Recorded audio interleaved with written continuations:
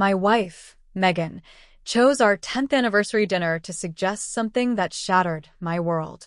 She leaned across the candlelit table, her eyes bright with a strange excitement, and asked if I had ever thought about swapping with our neighbors, Mark and Julia. She spoke about it as if it were a new hobby like tennis or cooking. I looked at Mark, who was staring intently at his steak, refusing to meet my eyes. Then I looked at Julia, whose face was pale, her eyes filled with tears she was desperately trying to hide. Megan didn't wait for my answer. She simply said it was already arranged for next Thursday. Before I could protest, she reached under the table, and I saw her hand slide onto Mark's thigh. That was the moment I felt the first cold shiver of betrayal. It wasn't a suggestion. It was an announcement of a plan already in motion. The following Thursday, Megan spent 3 hours getting ready.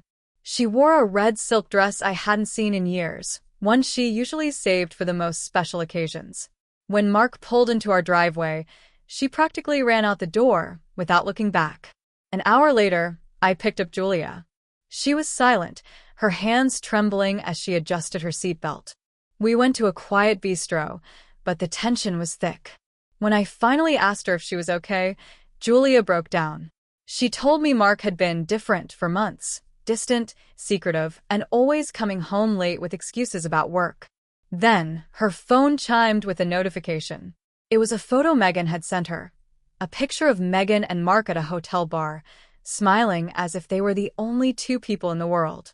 Julia turned the screen away, but I had already seen the room key on the table. As the weeks went by, the swaps became a routine of hidden pain. Megan would return home and describe her nights with Mark in brutal, graphic detail, clearly trying to provoke me. But while she was talking, I was working with Julia. Julia finally confessed the truth. She had followed Mark. 6 months ago. She saw him meeting Megan at a park long before any swap was ever mentioned. The whole proposal wasn't a new idea. It was a calculated move by Megan to bring her existing affair into the light without the guilt of cheating. They were using the swap as a legal cover for their betrayal.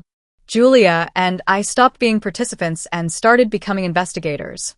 We began documenting everything: the hotel receipts, the text logs from months ago, and the photos of them together before the agreement. The end came during a shared neighborhood barbecue. Megan was acting like the perfect hostess, flaunting her closeness with Mark right in front of the other guests. I waited until the main course was served to stand up. I didn't make a scene or yell.